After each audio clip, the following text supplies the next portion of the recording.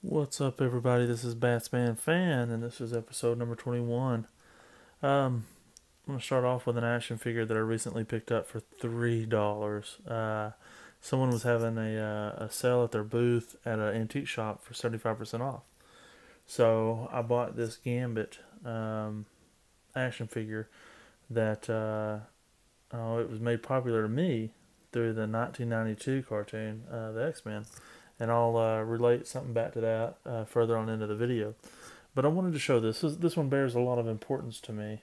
I can still remember going with my grandmother to Walmart to pick this action figure up.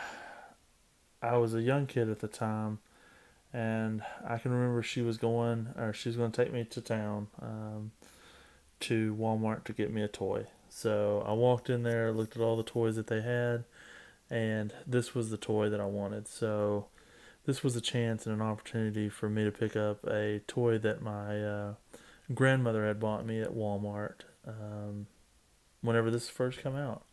Lost my grandmother a couple years ago, so lost her to Alzheimer's disease, which is a terrible, terrible disease. I wouldn't wish that on my worst enemy.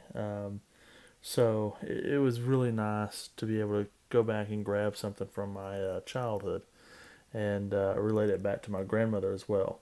I believe I still have the original action figure. I've yet to find it. My father, I'm hoping he didn't throw a majority of my action figures away. I have a lot of action figures from this toy line that are, out of the package. I still have all their weapons. I found all those, but I can't find the figures. Anyway, I digress. So, I just wanted to talk about that real briefly. Now we'll roll into some comics.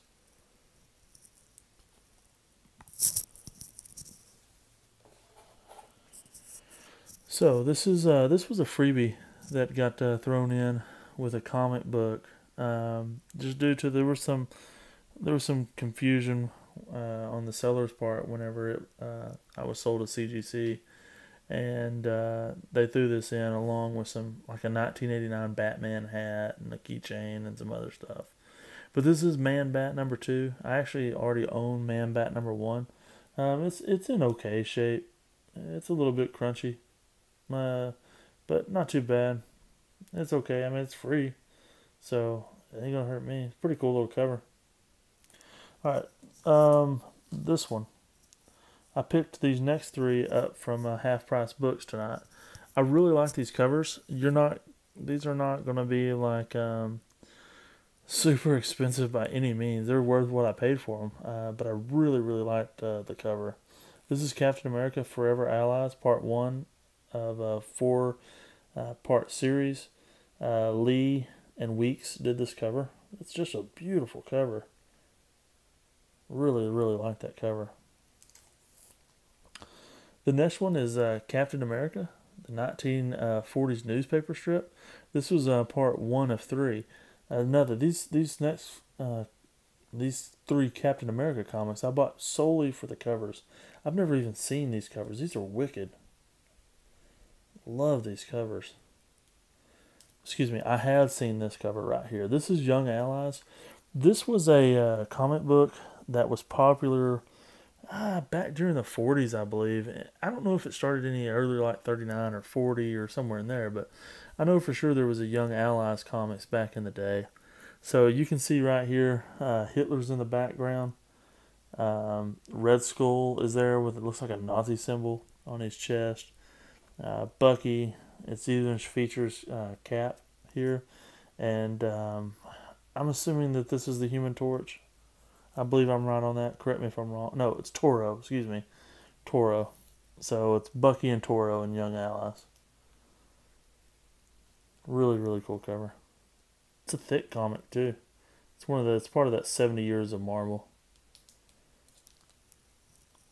Alright, this is a comic book I picked up last week. Or excuse me, my wife actually picked up my comics for me last week. I had to work late.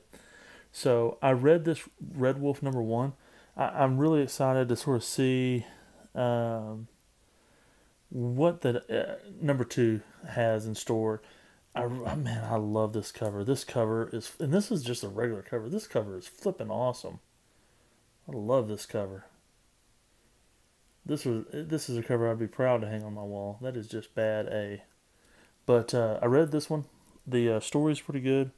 I'm really waiting to see though if it can get better. It really needs to get picked up and running in this next one.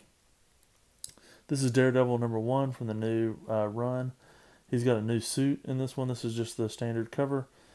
I have not read this one yet. And then this was the one that people think might get up and running because Mary Jane is now working for Tony Stark, I believe is my understanding. So, enough of those. Let's get right on into the good stuff. So this is Detective Comics 525. I paid $32 for this. This is I didn't even know this. This was the second appearance of Jason Todd. His first appearance was in Batman number 357, which I'll show you my copy right here.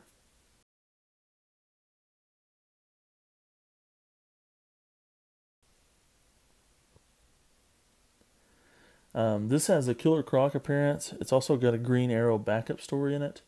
It's from 1983. I got a really good deal on this, and especially since the fact that I didn't know this was Jason Todd's second appearance. I believe I've got all of Jason Todd's major appearances now. So glad to have this. This one's in a really good grade too. That cover, pretty sweet. All right, the next one. If you have not read Batman Year One, you can get it in trade paperback. It's a 4-issue or 4-part series. You're doing it wrong. You really, really need to read Batman Year One. It's by Frank Miller, and I'm assuming this is David Mazzucchelli. I'm sorry if I butchered that last name, but I like this cover, and I believe it's number 3. That's like I got a purple background to it. I really like these covers, but I have the first print of the trade paperback of this Batman Year One, and I really, really like that storyline. The major things that happen on this one is this is part 4. The final scene of the movie Batman Begins, when Joker is mentioned, it's based on the last panels of this issue. There is also a Donald Duck toy and a Mickey Mouse telephone featured in this issue. Pretty cool, especially since Warner Brothers owns DC or vice versa, however that works. James Gordon is also promoted to the rank of captain in this issue.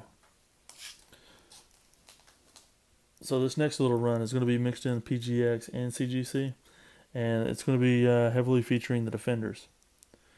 A lot of this stuff I didn't know until I seen these comics listed and they were coming up. And I paid $20 for Batman 407 as well. Stole it. And I stole these next ones too. But I didn't know some of these things, and that some of these are hot comics right now.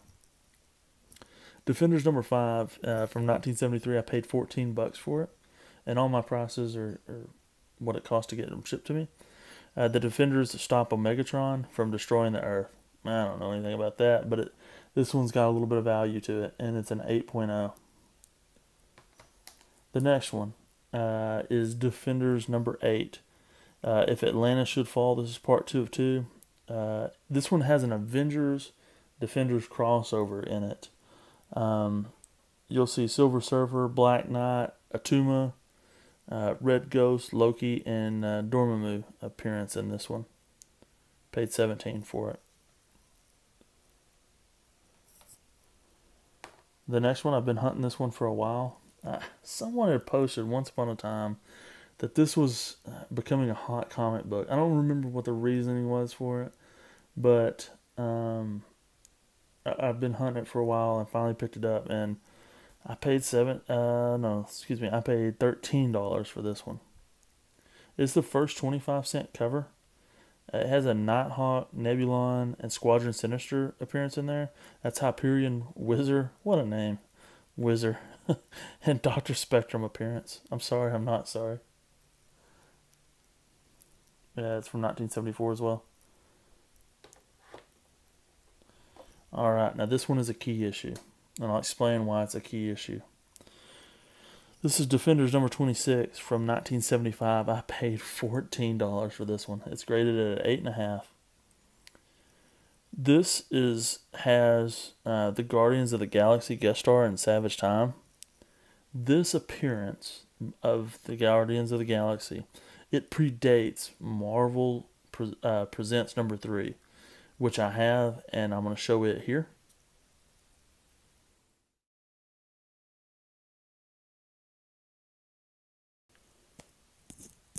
Okay, so you can actually see on this one, Yondu, which was one of the original Guardians of the Galaxy. He was in the Guardians of the Galaxy movie. He was played by for the Walking Dead fans.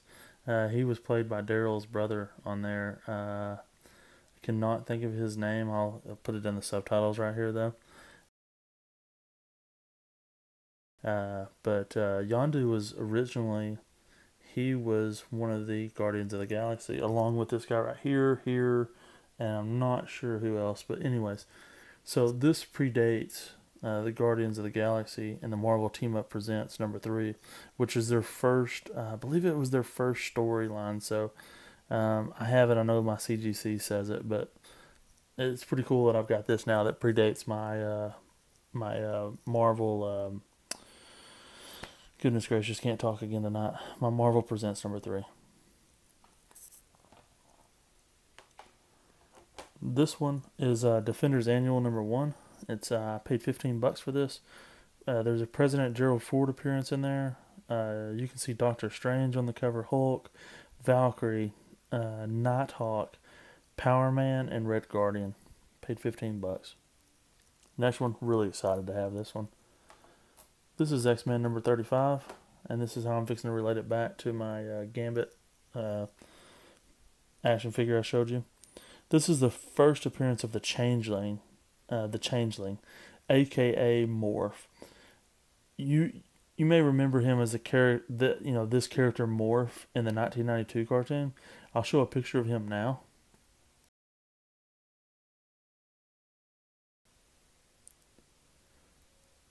Morph could do exactly that. He could morph into multiple characters.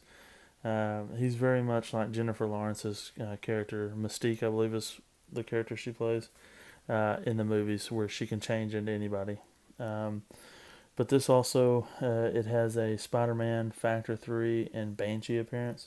I just really like it because it's got the original X-Men in their suits, and it's also got Spidey in it, so I thought that made it really cool.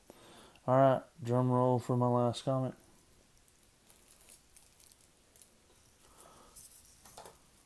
Boom. Avengers number 7. This is from 1964. This is the earliest Avengers I have. All edges were trimmed on this. This is why it's getting the purple label. It's a 5.5.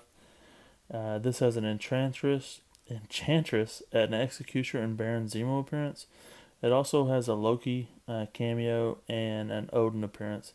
I paid less than $60 for this, right around $55. So very, very happy to add this to the old Batman fan collection. I love Batman, but I do not limit myself to just Batman stuff. So iconic cover. Very, very, very happy to own it. Add it to the collection. And that's all, folks.